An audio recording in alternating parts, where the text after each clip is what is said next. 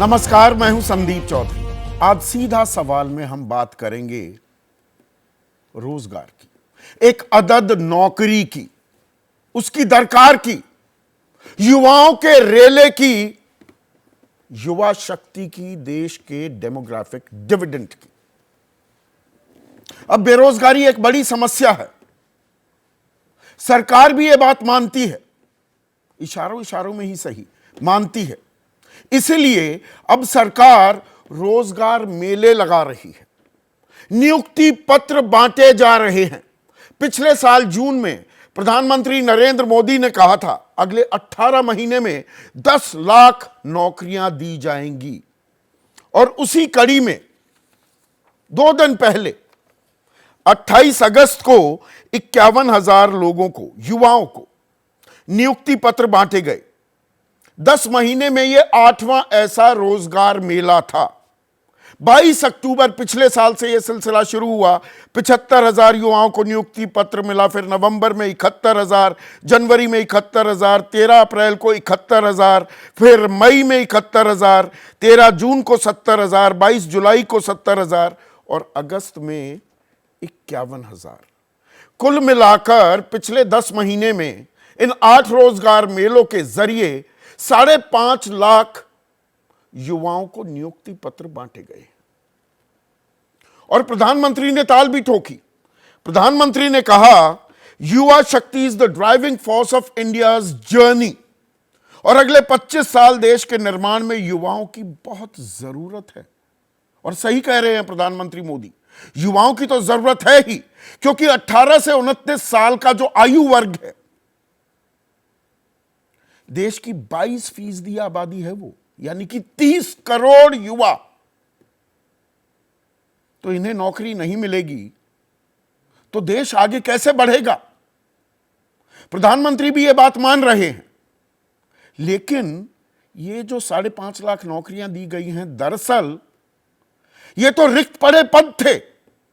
जी हां, सरकार भी इस बात को मानती है। केंद्र सरकार में कुल मिलाकर 40 लाख नौकरियां हैं,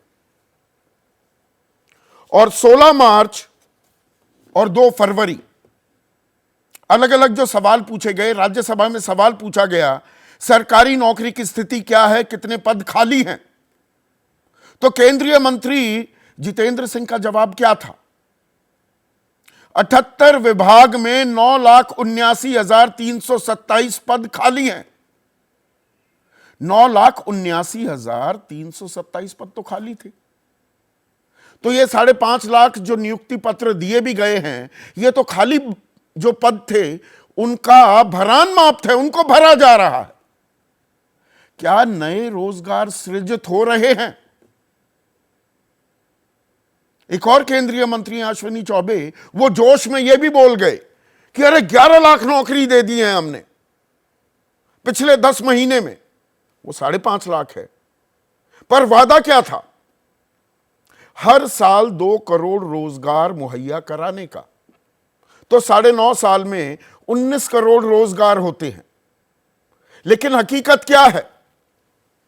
9 सालों में से 8 साल, 9.5 सालों में से 8 साल अगर मैं निकालूं, यानी कि 2014 से 2022,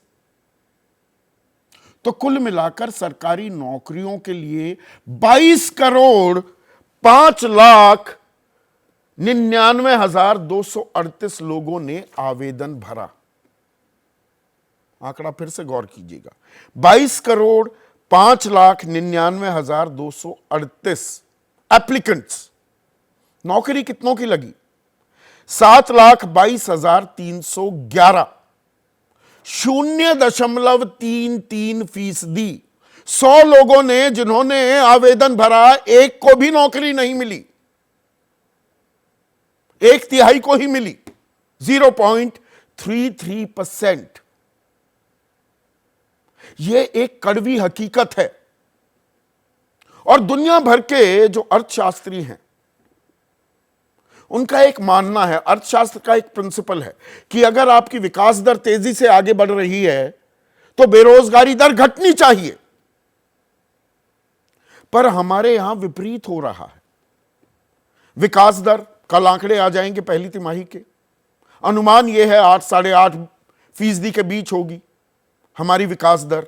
दुनिया में सबसे तेजी से दौड़ने वाली हमारी अर्थव्यवस्था है और इस बात का हमें गर्व भी है। तो बेरोजगारी दर तो कम हो जानी चाहिए थी, लेकिन बेरोजगारी दर अप्रैल से और मैं अगस्त तक का जो आंकड़ा है वो 8% से ऊपर या 8% के आसपास ही झूल रही है। यानी कि बेरोजगारी दर कम होने का नाम नहीं ले रही। तो इस विकास दर के मायने क्या रह जाते हैं अगर रोजगार सृजित नहीं हो पा रहे हैं। अब विपक्ष तंज कस रहा है, और वो किस तरह के तंज कस रहा है। मल्लिकार्जुन खड़गे कांग्रेस के अध्यक्ष हैं, वो कहते हैं सालाना 2 करोड़ नौकरियों का वादा कर ईएमआई के रूप में प्रधानमंत्री कुछ हजार भर्ती पत्र बांट रहे हैं। यानी कि नौकरी भी किस्तों में लग रही है। 51,000 की किस्त, 71,000 की किस्त, 70,000 की किस्त। इससे काम चलेगा क्या? जयराम रमेश तो कह रहे हैं प्रमोशन के मामलों में भी प्रधानमंत्री द्वारा नियुक्ति पत्र बांटे जा रहे हैं। पर यहां पर सबसे अहम सवाल उठाया है नीरज कुमार ने। जेडीयू के नीरज कुमार कहते हैं कि किस विभाग की नियुक्ति पत्र आप दे रहे हैं, इसकी परीक्षा आपने कब ली? अब यह सवाल भी पूछा गया था संसद में। रोजगार मेले में कितने युवाओं को नियुक्ति पत्र, विज्ञापन कब निकाला, प्रक्रिया क्या, फेज वाइज बताएं। तो जवाब दिया था सरकार ने, जितेंद्र सिंह ने ही, केंद्रीय मंत्री ने जवाब दिया। 16 मार्च 2023 की बात कर रहा हूं, बजट सत्र की। एजेंसी विभाग के पास पूरा ब्यौरा है, विभागवार ब्यौरा नहीं है, और 59 विभागों के नाम लिखती है। तो अगर नौकरी देने में, प्रक्रिया बताने में, विज्ञापन कब निकला, पेपर कब दिया गया, इसी बारे में पारदर्शिता नहीं है, तो रोजगार मेलों का मतलब क्या? और रोजगार मेले ऐसा नहीं है केंद्र सरकार ही निकाल रही है। अभी कुछ दिनों पहले की ही बात है, बिहार पर मैंने एक कार्यक्रम किया था। 1,70,641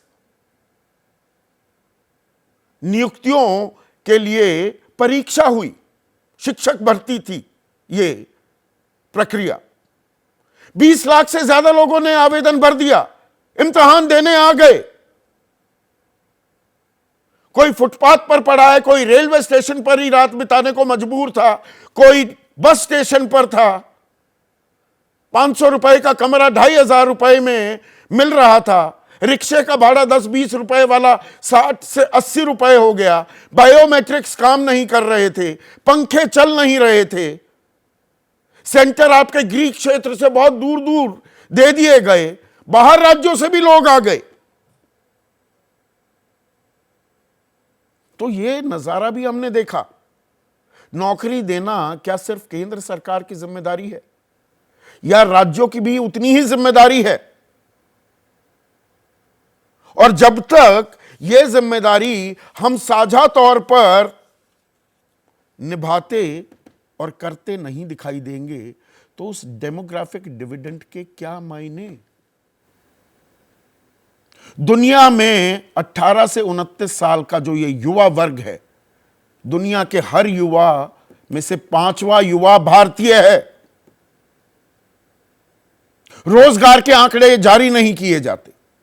रोजगार के नाम पर मुद्रा बता दिया जाता है कि मुद्रा लोन कितने लोगों को दिया गया। उसमें भी शिशु लोन का पुट 95% होता है, यानी कि 50,000 से कम जिसे मिला है। स्वनिधि योजना का जिक्र कर दिया जाता है। टूरिज्म सेक्टर में जी बहुत बढ़ रहे हैं। कुछ साल पहले बताया गया जी ट्रकों की बिक्री इतनी है, ऑटो इतने बिक रहे हैं, तो कहीं ना कहीं ड्राइवर की तादाद और क्लीनर और हेल्पर, ये आंकड़े, ये व्हाट अबाउटरी क्यों होती है रोजगार को लेकर? सही सही आंकड़े हमारे सामने पेश क्यों नहीं किए जाते? और जब आंकड़ों की बात आती है, महंगाई दर हो, अरे बाहर देखिए कितनी महंगाई है, पेट्रोल डीजल के लिए रो रहे हो। यूरोप में, अमेरिका में देखिए वहां पर कितना है दाम, गैस के दाम कितने हैं। खैर गैस के तो हमारे दुनिया में सबसे ऊंचे दाम थे, अब 200 रुपए कम कर दिए गए हैं। लेकिन बेरोजगारी की दर विकसित मुल्कों में अगर हम देखें, तो यूनाइटेड स्टेट्स में, अमेरिका में 3.8%, चीन में 4.1%, जापान में 2.3%, जर्मनी में 3.3%, और यूनाइटेड किंगडम यानी कि इंग्लैंड में 4.2%। और इनकी आबादी हमारे लेश मात्र भी नहीं है। तो पूरे बेरोजगारों का आंकड़ा अगर आप देखेंगे तो इनका तो नाम मात्र है। हमारा 8% बेरोजगारी दर है और हमारा पैमाना भी है। एक हफ्ते में 1 घंटे काम कर लो तो यह समझा जाता है, यह माना जाता है कि आप बेरोजगार नहीं हैं। जैसे ही घड़ी का काटा दोपहर 2:30 पे आए, बबीता जी का दिल सास बहू साजिश के लिए मचल जाए। और ये है इनकी बहू, पूरे दिन ऑफिस की टेंशन हो जाए गॉन जब ये करें अपना फेवरेट शो फ्री टाइम पे ऑन।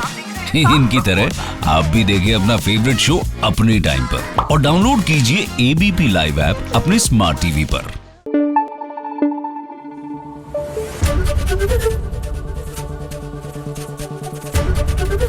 एबीपी न्यूज आपको रखे आगे।